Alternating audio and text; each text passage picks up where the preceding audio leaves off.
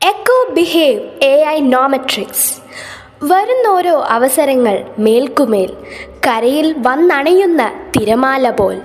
ഇങ്ങനെയാണ് സാമ്പത്തിക ശാസ്ത്ര പഠനം നൽകുന്ന അവസരങ്ങളെക്കുറിച്ച് പറയാനുള്ളത്.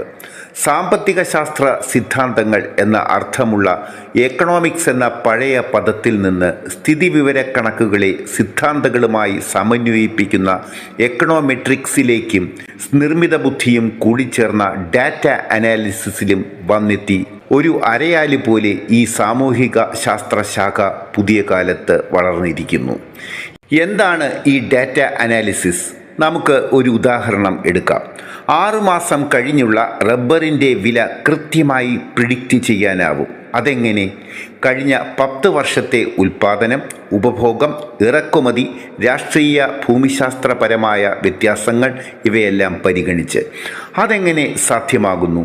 ഒരേ സമയം അത് ചെയ്യുന്ന വ്യക്തിയിൽ സാമ്പത്തിക ശാസ്ത്ര സിദ്ധാന്തങ്ങളെക്കുറിച്ചുള്ള വ്യക്തമായ അവബോധം വേണം. മാത്രമല്ല, കമ്പ്യൂട്ടറിൻ്റെ പ്രോഗ്രാമിംഗ് ലാംഗ്വേജ്, നിർമ്മിത ബുദ്ധി ഇവ ഉപയോഗിച്ച് ഒരു ഹൃദയ ശസ്ത്രക്രിയ ചെയ്യുന്ന ഡോക്ടറിൻ്റെ പ്രിസിഷനും വേണം.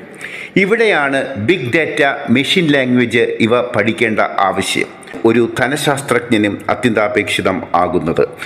ആ വീക്ഷണകോണിൽ സാമ്പത്തിക ശാസ്ത്രജ്ഞൻ സമീപ ഭാവിയിൽ തന്നെ ഒരു കമ്പ്യൂട്ടർ എഞ്ചിനീയറായി മാറുന്നു എന്നും അർത്ഥമുണ്ട്.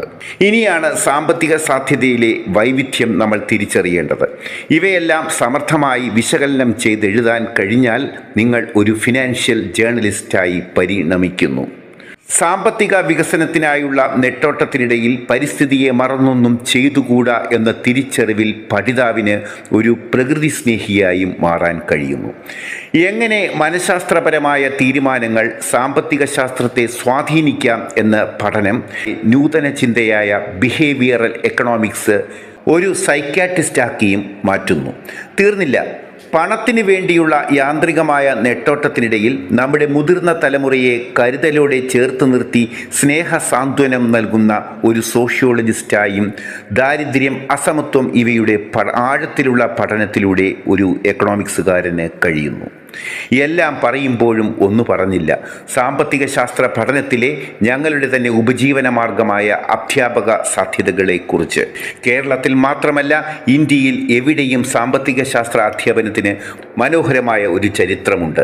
കാലത്തിൻ്റെ മാറ്റങ്ങൾ ഉൾക്കൊണ്ട് പല പ്രമുഖ കോളേജുകളിലും കോഴ്സ് ഓട്ടോണമസും ആയിക്കഴിഞ്ഞു. ഓർക്കുക പ്രിയപ്പെട്ട കുട്ടികളെ, പ്രമുഖ കോളേജുകളിലേക്കുള്ള പ്രവേശനം സിവിൽ സർവീസിലേക്കുള്ള ആദ്യ ചവിട്ടുപടി കൂടിയാണ്. അങ്ങനെ എല്ലാ അർത്ഥത്തിലും സാമ്പത്തിക